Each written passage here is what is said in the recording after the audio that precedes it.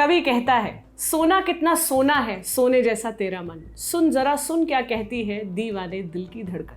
लेकिन धड़कन सुनने का वक्त ये नहीं है। आप देख रहे हैं आसान भाषा में मेरे यानी प्रतीक्षा के साथ, और ये वीडियो है हमारे गोल्ड बॉन्ड्स पर दी गई जानकारी का भाग 2।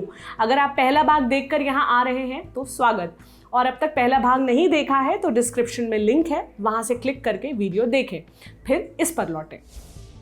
तो हम आपको बताएंगे कि अगर गोल्ड बॉन्ड्स के मैच्योर होने के पहले उन्हें भुनाते हैं तो क्या होगा। अगर आप अपने यूनिट्स 3 साल के भीतर बेचते हैं तो उसके प्रॉफिट में आपको short term capital gain tax लगेगा। मतलब आपका इन्वेस्टमेंट था 20,000 रुपए का, बढ़कर हो गया 22,000 का, तो सिर्फ जो 2,000 का डिफरेंस अमाउंट है उस पर short term capital gain tax लगेगा। इस 2,000 रुपए को आप अपनी उस साल की टोटल इनकम में जोड़ देंगे जिस साल आपने पैसे निकाले हैं, और फिर आप इसे इस बढ़े हुए अमाउंट पर ही इनकम टैक्स देंगे। अगर आप अपने यूनिट्स 3 से 5 साल के बीच कैश करवाते हैं तो long term capital gain tax लगेगा। कैसे लगेगा? माना आपका इन्वेस्टमेंट 20,000 रुपए था, बढ़कर हो गया 22,000, तो 2,000 रुपए पर long term capital gain tax calculate किया जाएगा और ये प्रॉफिट का 20% प्लस सेस होगा। अगर आप अपने यूनिट्स 5 साल के बाद बेचते हैं तो उसमें कोई टैक्स नहीं लगेगा। यहां पर ये बाकी वर्चुअल गोल्ड स्कीम से 1 पॉइंट ज्यादा कमा लेती है, क्योंकि उनमें कैपिटल गेन टैक्स लगता ही लगता है। ध्यान दीजिए कि 5 साल से पहले आप अपने यूनिट सेकेंडरी मार्केट में ही बेच सकते हैं, आरबीआई को वापस नहीं बेच सकते। आइए अब गोल्ड सॉवरेन बॉन्ड्स के बाकी कॉन्सेप्ट को समझते हैं।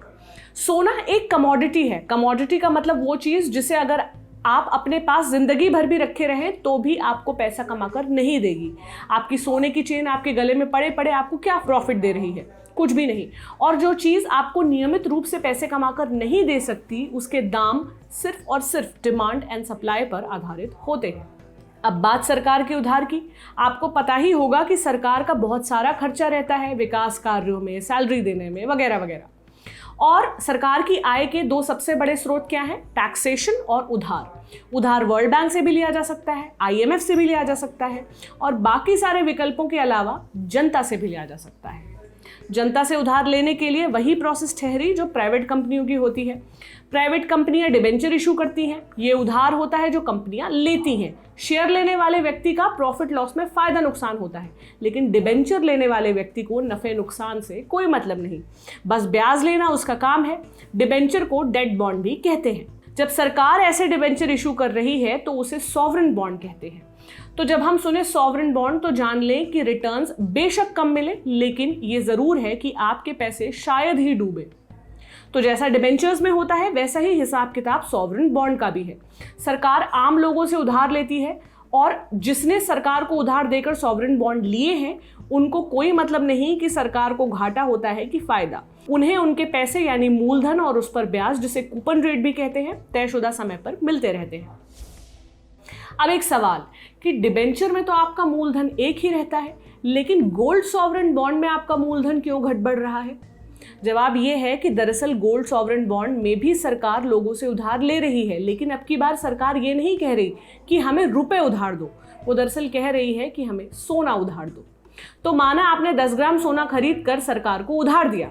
अब जितने पैसे का सोना आपने खरीद कर सरकार को दिया है उसका 2.5% पैसा सरकार हर साल आपको देगी, और जब तय समय आएगा आपको आपका सोना भी वापस कर देगी। हाँ, इसमें ये और जोड़ लीजिए कि सोना उधार लेते वक्त भी सरकार कहेगी कि हमें सोना नहीं, अभी सोने का जो भाव चल रहा है उतने पैसे चाहिए, सोना हम खुद खरीद लेंगे। और जब सोना वापस चाहिए होगा तब भी आपको सोना नहीं मिलेगा, आपको आपके सोने को बेचकर वो पैसे वापस होंगे। तो यूं देखिए, आप सोने पर इन्वेस्ट नहीं कर रहे, सोने को करेंसी मानकर सरकार के डेट बॉन्ड में इन्वेस्ट कर रहे हैं। दूसरा सवाल, सरकार सीधे पैसे क्यों उधार नहीं ले लेती? जवाब है कि उधार को और आकर्षक बनाने के लिए। वो देखा है ना, कुछ चैरिटी के लिए सिर्फ पट्टा लगा लेते हैं या माइक में अनाउंस कर देते हैं, जबकि कुछ लोग क्रिकेट मैच या कोई जादू टाइप्स ऑर्गेनाइज करते हैं कि बिके और बिके हुए टिकट के पैसों से चैरिटी हो। उसी तरह ये कॉन्सेप्ट भी है। एक बात और गौर कीजिए, अगर नॉर्मल सोवरेन बॉन्ड होते तो क्या आप 2.5% ब्याज प्रतिवर्ष में मान जाते? वो भी चक्रवृद्धि नहीं, सिंपल इंटरेस्ट। सरकार की मंशा कुछ भी रहे, लेकिन आपके लिए ये दो तरफा फायदा है। सोने में इन्वेस्टमेंट भी हो रहा है और एक निश्चित राशि, छोटी ही सही, सरकार ब्याज में भी आपको दे रही है। तो ये थी पूरी जानकारी गोल्ड बॉन्ड्स की 2 भागों में, जो आपके लिए लेकर आए थे दर्पण। मेरा नाम प्रतीक्षा है। शुक्रिया।